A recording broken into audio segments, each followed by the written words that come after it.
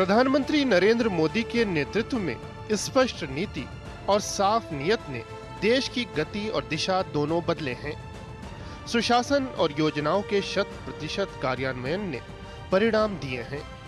सेवा के 10 साल यानी साल 2014 के बाद नजर डालें तो 11 ऐसे फैसले रहे जिसने एक बड़ी लकीर खींची है। स्वच्छता अभियान, जनधन योजना, मेक इन इंडिया और आत्मनिर्भर भारत अभियान भारत की छवि को बदल देने वाले मील के पत्थर साबित हुए हैं। वहीं महत्वाकांक्षी आयुष्मान भारत, उज्ज्वला योजना, पीएम किसान सम्मान निधि, गांवों में बिजली पहुंचाना, हर घर नल से जल, सब्सिडी का डिजिटल ट्रांसफर और मुद्रा योजना जैसी सौगातों से वंचित वर्ग का सशक्तिकरण हुआ और समृद्धि के नए द्वार खुले। नया और विकसित भारत बनाने के लिए प्रधानमंत्री मोदी के नेतृत्व में किए गए फैसलों ने तस्वीर बदली और प्रगति के नए दरवाजे खोल दिए। व्यवसाय से लेकर लोगों के जीवन तक में सुधार आया।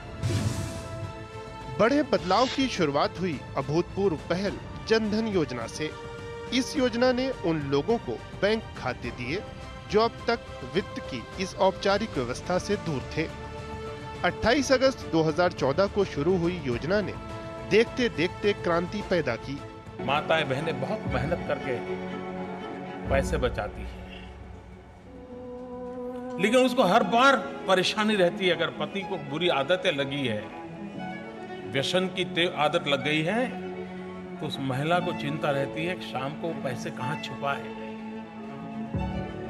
कहां रखे, बिस्तर के नीचे रखे, तो वो ढूंढ के निकाल करके भाग जाता है लेकर के।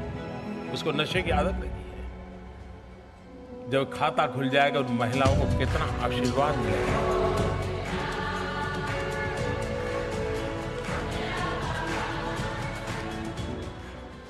ये योजना जन भागीदारी की बड़ी मिसाल बनी। 53 करोड़ से ज्यादा खुले बैंक खातों का आंकड़ा इसकी सफलता बताने के लिए काफी है। सरकारी सब्सिडी में लीकेज को खत्म करने और हकदार तक उसका पूरा हक पहुंचाने में इस पहल ने अभूतपूर्व योगदान किया। जनधन योजना शुरुआत जब से हुई है तब से हम खुद का जो है अकाउंट है वो खुलवाए हैं और उसमें अपना सेविंग करते हैं। जैसे हम पशुपालन करते हैं, उसमें बकरियां बेचने पर जो सेविंग्स होती है 2000-3000 वो हम अपने बैंक अकाउंट में जमा करते हैं, सेविंग्स करते हैं। उससे हमारे जो है हमारी हौसला बढ़ी है। हम लड़कियां हैं जो आज भी खुलेआम बाज़ार जाते हैं, बैंक जाते हैं। लोग कहते थे कि लड़कियां फ़ोन नहीं चला सकती, बट अब हम लोग फ़ोन चला सकते हैं लड़कियां। हमारे गांव के 2 कदम दूरी पर ही बैंक है जहां हम एटीएम कार्ड लेकर जाते हैं और ज़रूरत पड़ने पर 200, 500 या 1000 हो, जितना भी हो, अपने ज़रूरत के हिसाब से निकाल सकते हैं। जीवन स्तर सुधारने की दिशा में प्रधानमंत्री ने जन भागीदारी की एक और बड़ी पहल की शुरुआत की और ये थी स्वच्छता की पहल। 2 अक्टूबर 2014 को शुरू किया स्वच्छ भारत मिशन। ये गंदगी से मुक्ति, ये गरीबों के स्वास्थ्य के लिए बड़ा महत्वपूर्ण काम है और इसलिए ये भारत माता की सेवा गरीबों की भी सेवा है। और आइए हम सब मिलकर के देखें। और मैं तो मेरी वेबसाइट पर, मेरी फेसबुक पर, ट्विटर पर सामान्य जनता का जो मिजाज देख रहा हूं, जो उत्साह देख रहा हूं, जो उमंग देख रहा हूं, मुझे विश्वास है कि सरकार से भी जनता 100 कदम आगे चलने को तैयार है। और अगर जनता चलती है तो फिर इसे रोकने का कोई कारण नहीं है। देखते ही देखते साल 2019 में जब देश महात्मा गांधी की 150वीं जयंती मना रहा था, तब एक और बड़ी उपलब्धि जुड़ी और भारत खुले में शौच से मुक्त हो गया। इसके बाद शुरू हुई ODF प्लस बनने की पहल। स्वच्छता मुहिम ने आम जीवन में साफ सफाई की आदत को परवान चढ़ाया। लोग अपने आसपास स्वच्छता के लिए सजग हुए और सामाजिक व्यवहार में ऐसी तब्दीली आई जिसके बारे में पहले सोचा भी नहीं गया था। आज देश के बड़े बड़े शहर सबसे साफ नगरों की सूची में आने के लिए प्रतिस्पर्धा कर रहे हैं। जो कभी एक पहल थी, आज वो विशाल जन आंदोलन बन चुका है।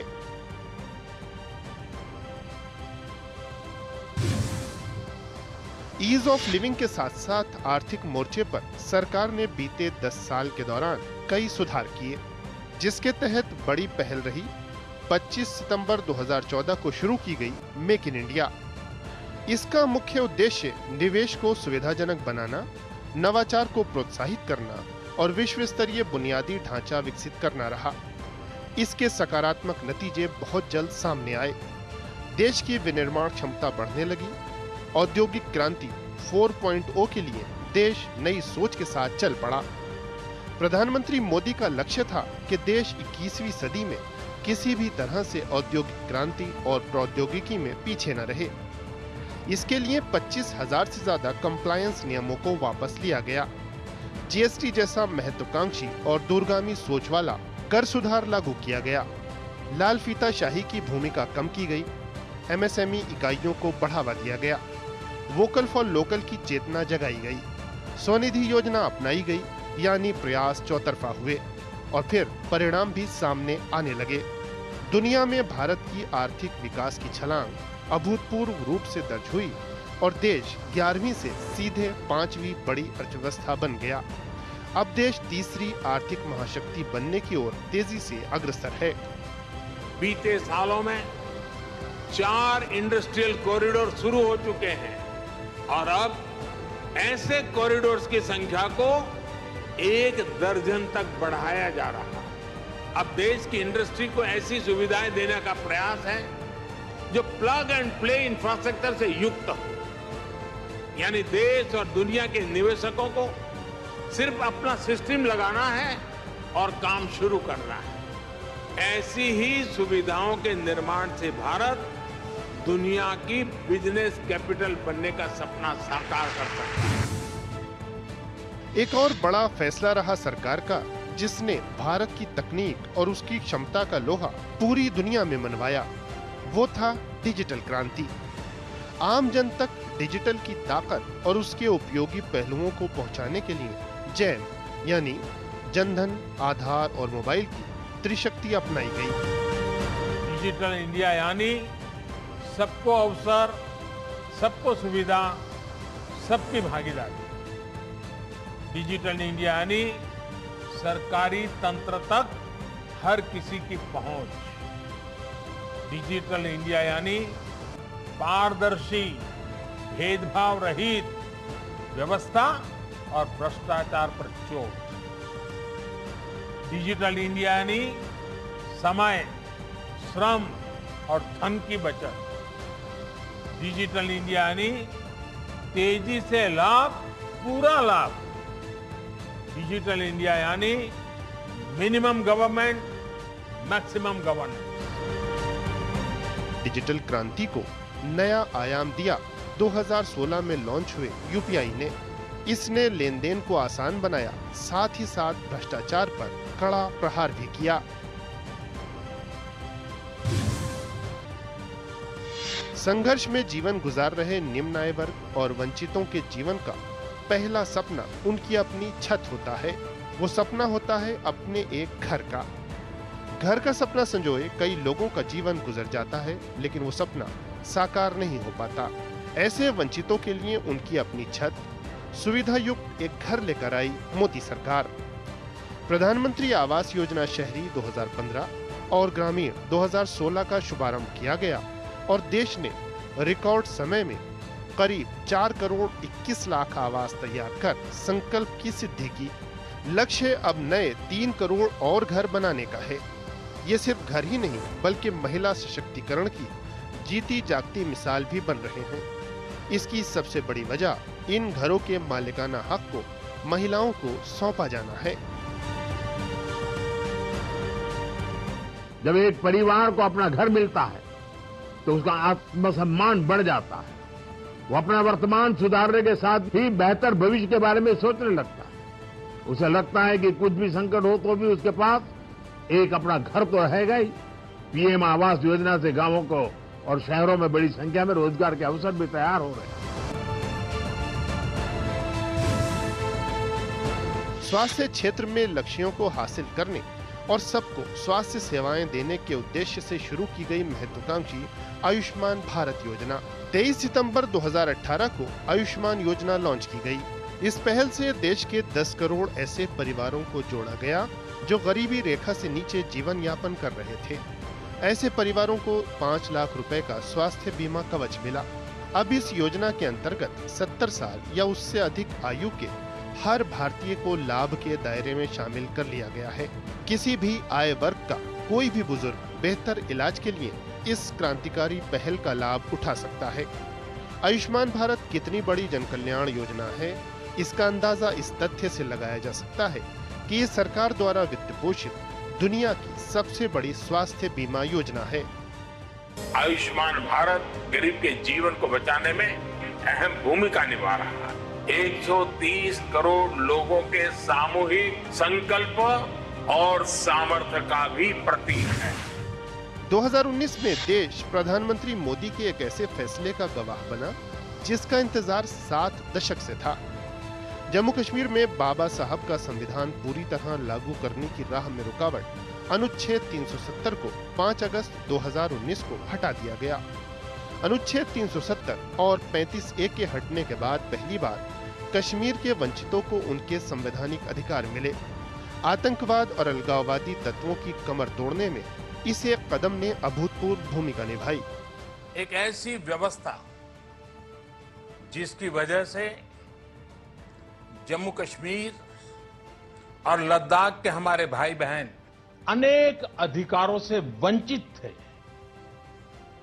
जो उनके विकास में बड़ी बाधा थी, वो हम सबके प्रयासों से अब दूर हो गई है।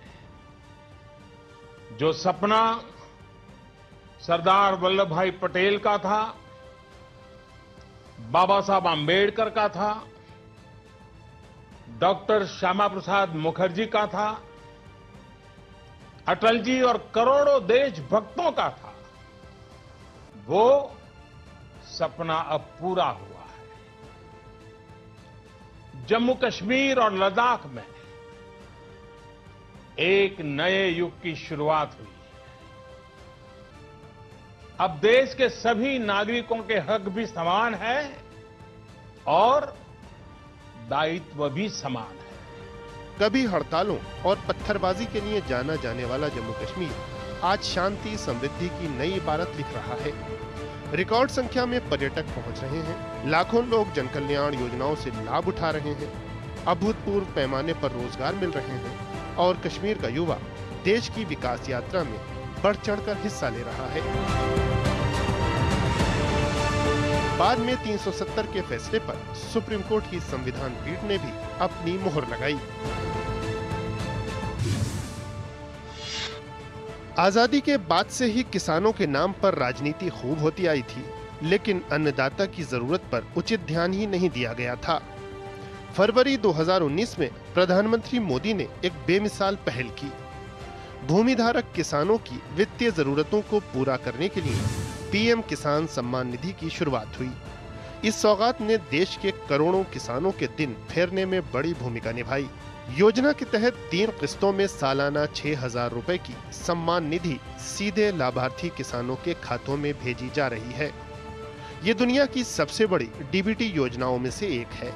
इसके तहत अब तक 17 किस्तों में 11 करोड़ से अधिक किसानों को 3,24,000 करोड़ रुपए से अधिक की धनराशि का वितरण हो चुका है। किसानों की कृषि संबंधी आवश्यकताओं जैसे बीज, उर्वरक, कृषि उपकरण आदि को पूरा करने में इससे बहुत मदद मिल रही है। प्रधानमंत्री मोदी के कार्यकाल में ही अयोध्या में सैकड़ों साल का इंतजार खत्म हुआ और श्री राम लला अपने भव्य मंदिर में विराजे। 2019 में सुप्रीम कोर्ट के ऐतिहासिक निर्णय के बाद पीएम ने 5 अगस्त 2020 को राम मंदिर के निर्माण की आधारशिला रखी। इसके बाद देश दुनिया का पल पल का इंतजार 22 जनवरी 2024 को उस समय पूरा हुआ जब प्रधानमंत्री मोदी ने श्री राम जन्मभूमि मंदिर के गर्भगृह में श्री रामलला की प्राण प्रतिष्ठा की। करोड़ों आंखें इन अलौकिक क्षणों की गवाह बनी। जिस मंदिर के निर्माण के साथ कई सदियों का इंतजार पूरा हुआ, वो पारंपरिक नागर शैली में बनाया गया है। 22 जनवरी 2024 का ये सूरज एक अद्भुत आभा लेकर आया है। 22 जनवरी 2024 ये कैलेंडर पर लिखी एक तारीख नहीं, ये एक नए काल चक्र का उद्गम है।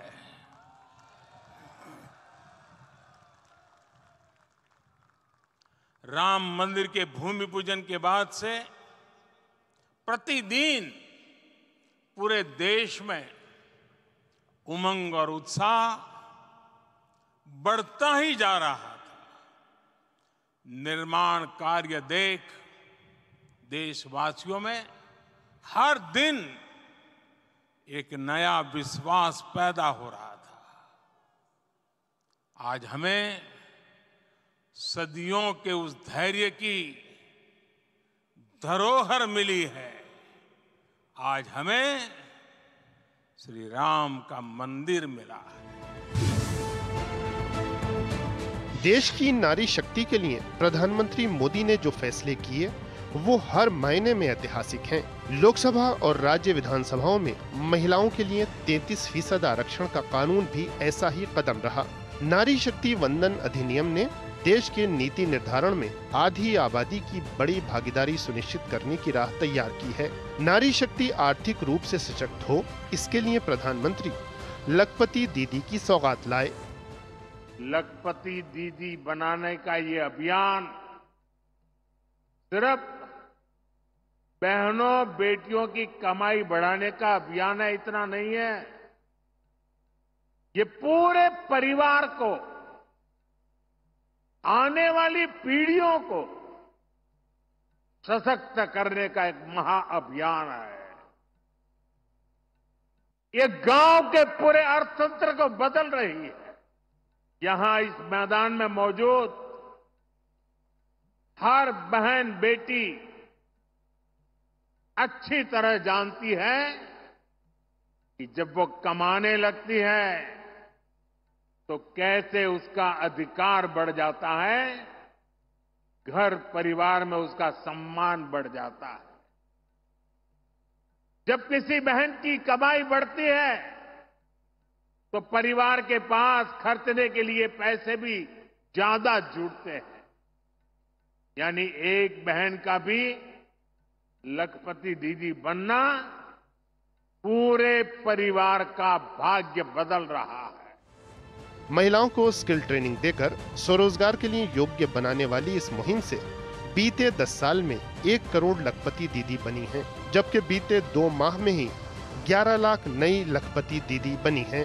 3 करोड़ लखपति दीदी बनाने की दिशा में तेजी से आगे बढ़ रहा देश महिला विकास की नई गाथा लिख रहा है। अभी तो मैं सर 0 से बढ़कर मैं हीरो बन गई हूँ सर। वाइब्रेंट गुजरात है, मॉनसून फेस्टिवल है, उन सब में हम लोगों को इतना अच्छा प्लेटफॉर्म दिया जिससे हमारे प्रोडक्ट की पॉपुलैरिटी बहुत बढ़ गई है। एक ही साल में हम लोगों ने करीब 30 लाख से भी ऊपर का टर्नओवर कर लिया। 30 लाख से ऊपर का टर्नओवर और 12 लाख से भी ऊपर हम लोगों का नेट प्रॉफिट है सर। आप कितना कमाती हैं? मैं सर मेरी वहाँ सैलरी 30,000 है, तो मेरी टोटल इनकम साल की 3,30,000 रुपए है। मालूम है मेरा क्या लक्ष्य है? देखिए 1 करोड़ दीदी लखपति दीदी बनी है और मुझे 3 करोड़ लखपति दीदी बनाना है। तो आप लोगों को औरों को समझाना पड़ेगा। करेंगे? हाँ सर। पक्का? हाँ। शाबाश। महिला अधिकारों की प्रतिबद्धता ही रही जिसने 3 तलाक के खिलाफ कठोर कानून को संभव बनाया। मोदी सरकार की इस पहल से 3 तलाक को अपराध करार देने के साथ साथ तलाकशुदा महिलाओं को 5 लाख रुपए तक मुआवजे का भी हक मिला। मुस्लिम महिलाओं के सिर पर लटकी रहने वाली खौफ की तलवार इस कानून के बाद हट गई। महिलाओं का जीवन आसान बनाने की प्रधानमंत्री मोदी की प्रतिबद्धता अनेक फैसलों में दिखती है। करोड़ों महिलाओं को धुएं से मुक्ति देने की उज्ज्वला योजना जैसी पहल नारी समाज के जीवन में नई सुबह लाने जैसा रहा। देश की आपराधिक न्याय प्रणाली के इतिहास में सबसे बड़े सुधार का फैसला भी प्रधानमंत्री मोदी ने ही किया। अंग्रेजों की दंड आधारित प्रणाली को न्याय आधारित भारतीय प्रणाली में बदलने के लिए 3 नए आपराधिक कानून लागू किए गए। आईपीसी 1860 की जगह भारतीय न्याय संहिता, सीआरपीसी 1898 की जगह भारतीय नागरिक सुरक्षा संहिता और साक्ष्य अधिनियम 1872 के स्थान पर भारतीय साक्ष्य कानून के आ जाने से अदालती व्यवस्था में नए युग का सूत्रपात हुआ। नई व्यवस्था में महिलाओं और बच्चों के खिलाफ अपराध में न्याय के लिए प्रभावी प्रावधान किए गए हैं। विशाल न्यायिक व्यवस्था में इतने व्यापक बदलाव के लिए सरकार ने जितने बड़े पैमाने पर तैयारी की, उसकी पहले कोई नजीर नहीं मिलती। सभी हितधारकों के प्रशिक्षण और जागरूकता के लिए जबरदस्त अभियान चलाया गया। विकसित भारत के लिए देशवासियों को आसान और जल्द न्याय की उपलब्धता सुनिश्चित करना सबसे अहम है। इसी भावना के साथ नए आपराधिक कानून बड़े सकारात्मक बदलाव को संभव बना रहे हैं। इन कानूनों की भावना है citizen first, dignity first and justice first. हमारे क्रिमिनल लॉज शासक और गुलाम वाली कॉलोनियल सोच से आजाद हुए हैं। सेडिशन जैसे अंग्रेजी कानूनों को खत्म किया गया है। न्याय संहिता की सोच नागरिकों को सजा देगा, यही एकमात्र नहीं है, लेकिन नागरिकों को सुरक्षा देना भी है। इसलिए एक और महिलाओं और बच्चों के खिलाफ होने वाले अपराधों पर सख्त कानून बने हैं। दूसरी ओर पहली बार मामूली अपराधों में सजा के तौर पर कम्युनिटी सर्विस का प्रावधान किया गया है। भारतीय साक्ष्य अधिनियम के तहत सबूत के तौर पर इलेक्ट्रॉनिक और डिजिटल रिकॉर्ड को भी मान्यता मिली है। भारतीय नागरिक सुरक्षा संहिता के तहत इलेक्ट्रॉनिक मोड में समन भेजने की व्यवस्था बनाई गई है। इससे न्यायपालिका पर पेंडिंग केसेस का बोझ भी कम होगा। विरासत भी विकास भी की भावना के साथ प्रधानमंत्री मोदी के नेतृत्व में जो काम हुए हैं, उनमें से बहुत से कदम इतने दशकों तक अकल्पनीय थे। आमजन की जिन जरूरतों पर उचित ध्यान तक नहीं दिया जाता था, मोदी सरकार ने वो सुविधाएं लोगों के दरवाजे तक पहुंचाई हैं। सभी ग्रामीण परिवारों को पीने योग्य नल के पानी की आपूर्ति हो या फिर देश के बुनियादी ढांचे में क्रांति लाने के लिए महत्वाकांक्षी पीएम गतिशक्ति योजना। विकास और बदलाव का दायरा इतना बड़ा है कि इसकी स्पीड और स्केल दोनों बेमिसाल हैं। आपदा के समय देशवासियों को मुफ्त टीका देना हो या 81 करोड़ से अधिक लोगों को मुफ्त राशन की उपलब्धता, ये वो फैसले हैं जिन्होंने जन कल्याण और विकास को नई दिशा दी है। देश के हर नागरिक की चिंता का यही जज्बा तो है कि मुफ्त खाद्यान्न उपलब्ध कराने की योजना अगले 5 साल तक के लिए बढ़ा दी गई है। मजबूत, आत्मनिर्भर और नए भारत की इस यात्रा को रफ्तार देने के लिए जो भी बड़े फैसले जरूरी हैं, वो सब लगातार किए जा रहे हैं। सबका साथ, सबका विकास की भावना के साथ देश नई मंजिलों, नई कामयाबियों को पार करता चला जा रहा है।